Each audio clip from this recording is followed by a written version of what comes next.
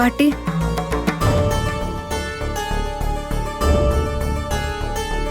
Time ஆயிடுச்சு, வீட்டுக்கு கிளம்பணும். அதான் உங்ககிட்ட சொல்லிட்டு போலான்னு வந்தேன். பாட்டி.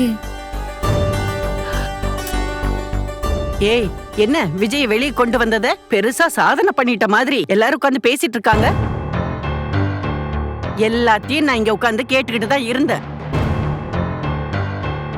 முதல்ல விஜய் இந்த நிலைமைக்கு வந்தது யாராலடி? உன்னாலையும் உன் குடும்பத்தாலையும் தானே. இல்லைன்னா அவன் எதுக்கு ஜெயிலுக்கு போகணும்? கோர்ட்ல அவன் மேல அந்த லாயர் பொய்யா அவ்வளோ குத்தத்தை சொன்னாரு. கோர்ட்டு கேஸ்னு வந்தா அப்படிதான் வாதத்துக்குன்னு இட்டுக்கட்டி சொல்லுவாங்கன்னு விஜயோட தாத்தா ஏற்கனவே சொல்லி என்ன சமாதானப்படுத்தினாரு. ஆனா என்னால எந்த சமாதானத்தையும் ஏத்துக்க முடியல. அந்த லாயர் என் பேர மேல பழி சுமத்தும் போதெல்லாம் என்னால விஜய் முகத்தை பார்க்கவே முடியல. அப்படியே துவண்டு போய் நின்னாடி என்னோட பேரன். இப்ப வந்து சிரிச்சு பேசிக்கிட்டு இருக்கான்ல, இந்த சிரிப்பு அவனுக்கு நிலைக்குமா எப்பவுமே? இல்ல, எனக்கு நம்பிக்கையே இல்ல. அவன் வாழ்க்கை உன்னோடதானா?